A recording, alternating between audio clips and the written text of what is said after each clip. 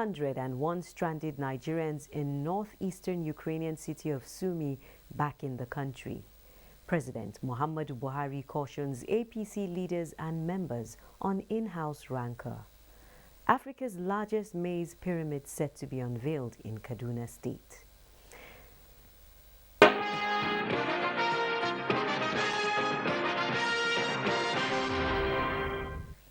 Welcome to News Panorama. I'm Najat Tijani, and now the news in detail. 301 stranded Nigerians evacuated from northeastern Ukrainian city of Sumy have returned home Saturday evening. The returnees, who are students, were trapped in the Ukraine war and landed at Nnamdi Azikiwe International Airport and were conveyed from Budapest, Hungary. Recall that a humanitarian corridor was granted for other nationals to move out of Sumy. The Director, Consular and Legal Services Ministry of Foreign Affairs, Ambassador Bolaji Akinremi, welcomed the returnees and reiterated the federal government's commitment to ensuring safety of citizens who have found themselves in a difficult situation.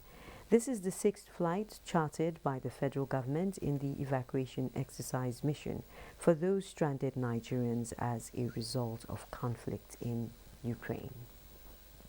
President Muhammadu Buhari has warned leaders and membership of the All Progressives Congress to desist from name-calling and backstabbing ahead of the forthcoming March 26 convention, but to remain steadfast and maintain unity if the party is to continue on the path of victory and dominance at all levels throughout the country.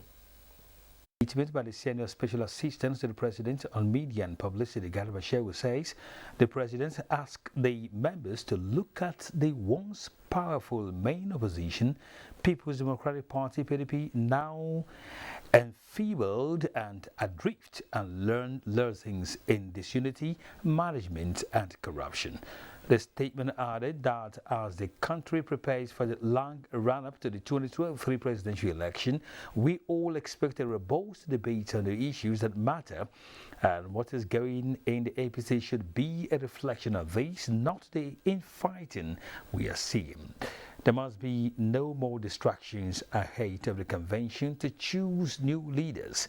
Recall that the APC started out with a confidence of victory, and the party today enjoys that confidence in nearly 2/3 of our 36 states. He noted that this is a party that has been in existence barely for 8 years, becoming the dominant party because it has thrown open its doors to defectors from other parties, big and small.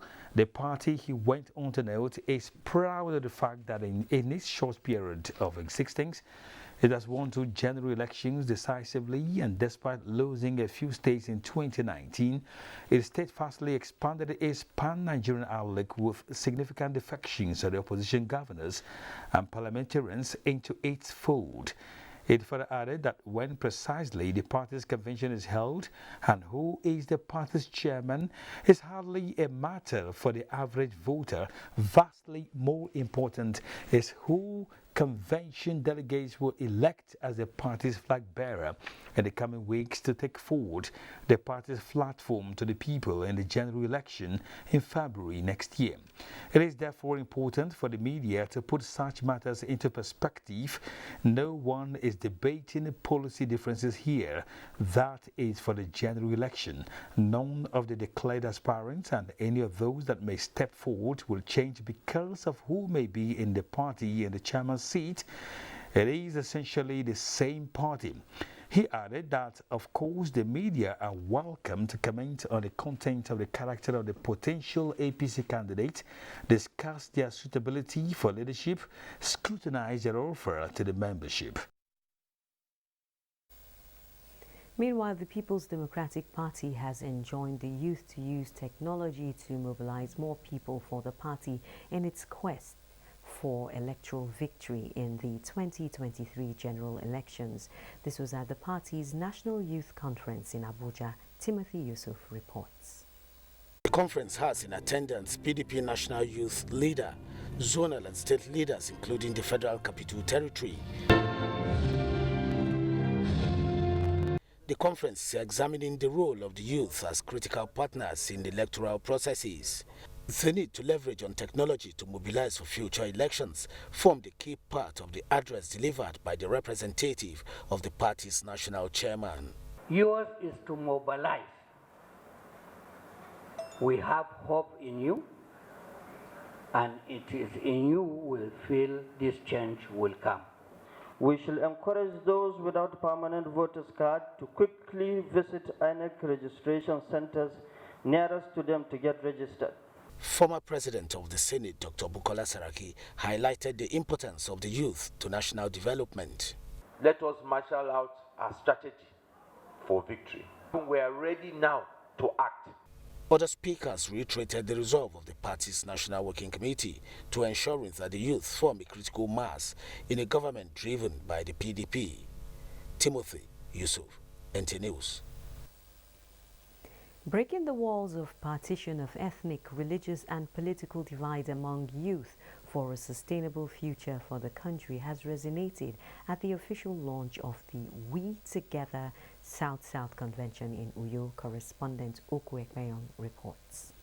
Together Nigeria is one of the latest political moves in the country to institute a new political vision where leaders in the country will put national cohesion first, devoid of political or ethno-religious biases. Speakers agree that if there must be a Nigeria of their dream, then there must be a collective effort where strong, vibrant values built on patriotic principles should be engaged and the youths should be the drivers. We are not saying we are going to retire some of the elites. No, we will work hand in hand with them. It is time for us to change our approach. And that is what we are trying to do now by identifying the majority of the population, which is the youth. And the only way to change the narrative is to get young people that can think about the interests of young people. The vision we have is to synergize the youth together, bring them together, inculcate an attitude of leadership so that we can build a nation where peace and justice shall reign. Participants drawn from the south-south states of the country and other geopolitical zones are optimistic that the awareness of this new vision of patriotism for the country is gradually being entrenched. I believe that will trigger a new wave of leadership in Nigeria. Like the name says, we together. So we need to come together, not letting the party define who we are. So I think the greater goal should be about the electorate, not ourselves. Women in politics. I want to see all the women in Nigeria getting involved in this great platform. Come and work with my fellow youth so that things will move forward. The We Together continues with its advocacy in the southeast and other parts of the country. In Uyo, Oku Ekpeyon, NTA News.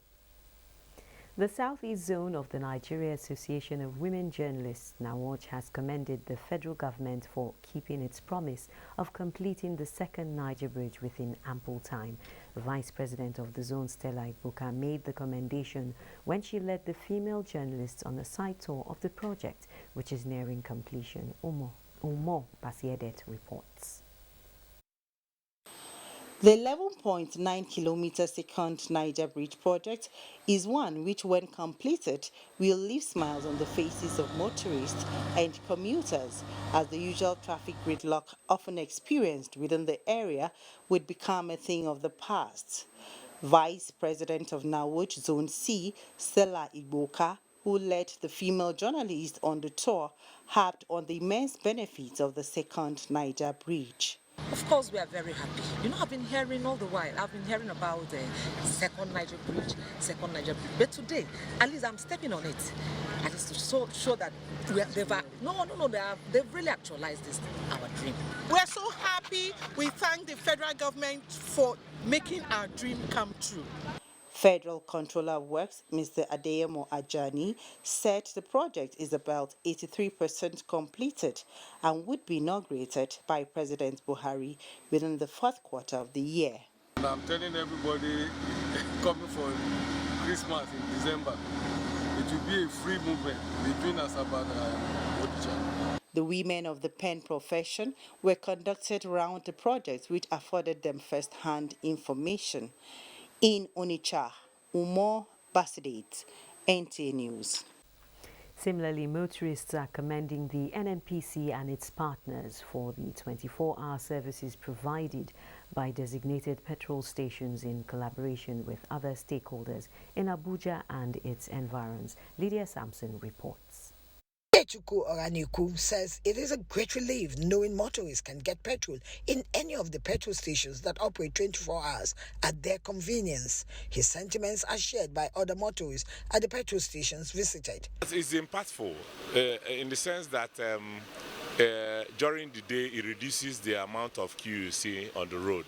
Okay, so those of us that close very late at work, on our way going home, we'll pass through to buy fuel. For a station to run 24 hours, it means that the station has the plight of the people at heart and they're ready to serve. I know it's good, their service well, but we are praying that may everything go well. For the station managers, the massive deployment of petroleum products is such that in addition to what they have in their stations, petrol tankers are still waiting to offload more products. There's directives that we run for 24 hours so that Nigerians will enjoy the services of the NNPC. At the same time, making sure our consumers are having their product to move around. Product availability is very much. They are optimistic that following directives to sustain the 24-hour services, normalcy will return very soon in the supply chain. In Abuja, Lydia Sampson, NTA News. It's time for a break. Panorama continues shortly. The vaccine offers hope for a safe country free of coronavirus. I urge all state governments, traditional and religious leaders to take the lead in the mobilization effort within their environment and spheres of influence. I similarly urge all eligible Nigerians to present themselves and be vaccinated in accordance with the order of priority already mapped out at the various authorized designated centers only.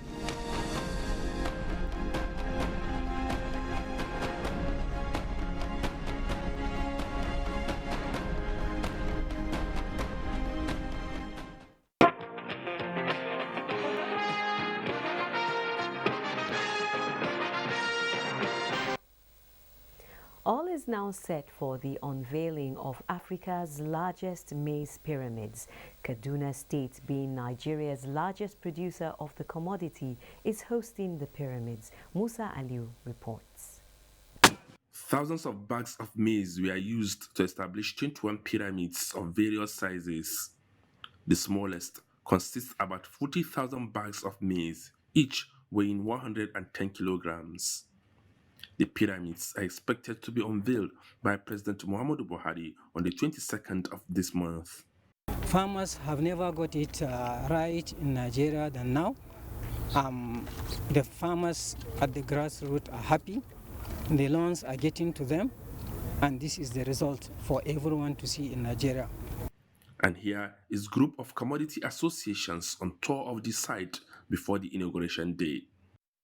If well harnessed, Nigeria will be another country of its own.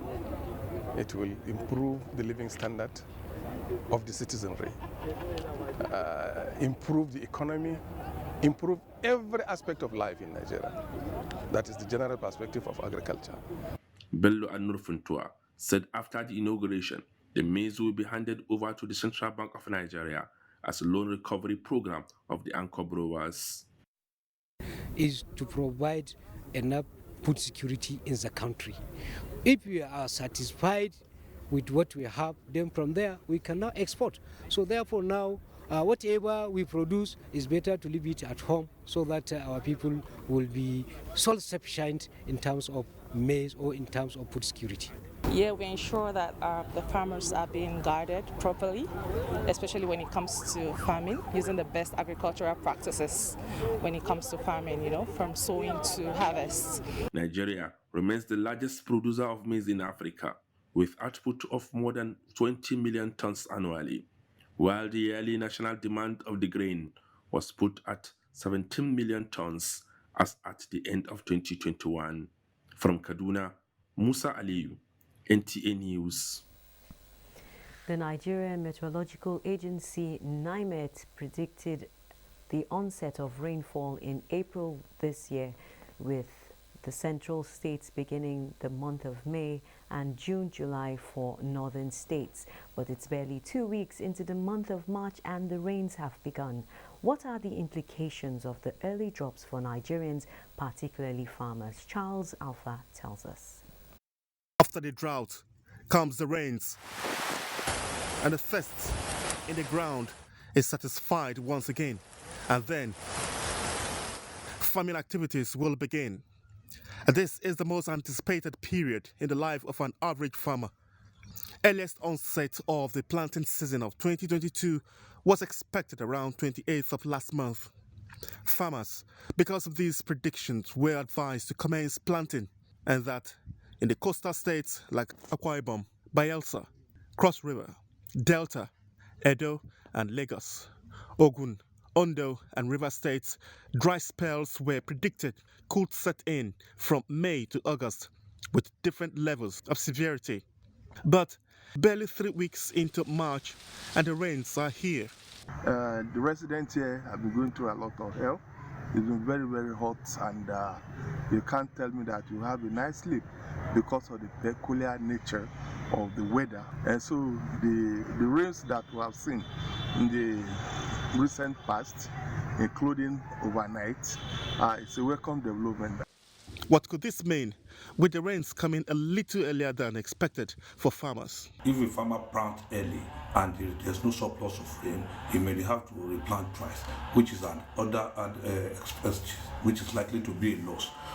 Rainfall cessation dates across most parts of the country in 2022 was predicted to be near the long-term average conditions, a safe period for the planting of various crops in line with the cropping calendar. The crops that can be planted during this period includes cassava, maize. The growing season is predicted to last between 250 to 300 days in southern parts of the country and 100 to 200 days in the north. Charles Alpha, NTA News. The federal government is evolving strategies to control flooding and erosion in Ekiti State through the Ecological Project Office and has organized a sensitization program in Ado Ekiti to create awareness. Kende Durodola reports. In the past years, the challenges of erosion and flooding have led to loss of lives and property. Checking these challenges as the rainy season is gradually setting in, informed the sensitization and awareness program. The reported cases of demand for money from contractors by some communities in the course of executing erosion control projects and lack of cooperation by members of host communities, which in most cases slowed down the pace of work, were highlighted. The need to build bridges of understanding between the Ecological Project Office, contractors, consultants, and benefiting communities were emphasized. We in the Ecological Project Office would not want any delay occasioned by controversies or disputes between contractor, consultants, and host communities. We are calling on the people, we are pleading with them to ensure that they cooperate with the contractor. If they have any complaint, they should channel the complaint to us at the Ecological Project Office. That's the essence of the program. Ekiti State government representative and other speakers at the event commended the federal government for the project aimed at putting an end to flooding and erosion in the state. Because usually the volume of water is always much and will overflow the banks. But now if the channelization is done, it will resolve that problem once and for all. The 3 projects already approved for execution are Aramoko Kajula Ilawe and Danimo channelization, while road improvement is to be carried out at Peace Avenue, Ado-Ekiti. From Ado-Ekiti, Kendi Trodola, NTA News. The Nigerian Army is boosting the morale and welfare of officers and soldiers to fast-track ongoing internal security operations. The Chief of Army Staff, Lieutenant General Farouk Yahya, stated this while inaugurating the Headquarters Directorate of Physical Training Complex at Giri, Abuja. Defense correspondent Ismail Musa reports. With this brief symbolic ceremony, the Nigerian Army can now boast of a befitting complex for training and physical fitness of its personnel, a critical component of combat readiness. My plan is to gradually improve the equipment holding of the Nigerian Army, while also ensuring that personnel welfare, training, and accommodation are given the desired attention. We have already made tremendous progress in this regard, as there are various ongoing project information across the country, with a good number of them already completed. These accommodations were also inaugurated to decongest army units and formations within Abuja Municipal. In line with the master plan for the development of the Muhammad Buhari Cantonment Giri, the Chief of Army Staff has also approved additional facilities for the Army School of Physical Training and the relocation of the Nigerian Army School of Public Relations from Lagos to Giri. The Army Chief had earlier inaugurated similar projects in Asaba and Delta states. From Giri in Abuja, Ismail Musa, NTA News. And for diplomatic relations now, the Japan International Cooperation Agency Alumni Association of Nigeria has pledged more commitment to building human capacity for the mutual benefit of Nigerians and the Japanese. This was made known at an event to mark the JICA Day celebration in Abuja. Kenneth Nanim reports. The International Cooperation Agency Alumni Association of Nigeria was established in 1989 by those who benefited from Japanese government's aid policy. For over 2 decades now, the agency says it has, in collaboration with partners, carried out a number of human capacity building initiatives and community development projects in parts of the country. We've been able to carry out training on improved rice milling in Katsina State by our member who is trained in Japan. We did another training on preservation of vegetables in FCT here at Zuba for about 50 people. And then we equally trained community health workers on handling and prevention of COVID-19. In our experiences, especially after the World War II, we concentrate to invest to the people, human development. To mark the end of 2021 JICA fiscal year, the agency is appraising its performance, especially in giving back to the society.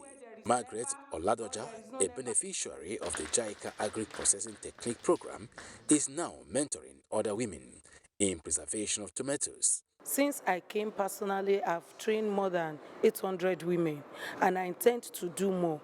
Then, as we are training, as we are stepping it down, the women too should practice it, because it's something that will actually help us. Over 1,000 Africans were trained in Japan and then came back with the experience so as to promote relationship between these two countries, investment, business, education, and everything.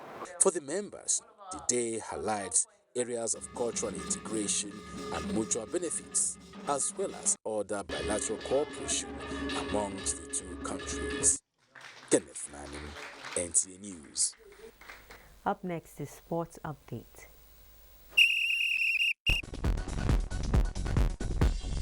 Olatunde Oduwole emerged winner of the Masters event of the Maiden Inspector General of Police National Open Scrabble Championship held Saturday in Ibadan, Oyo State.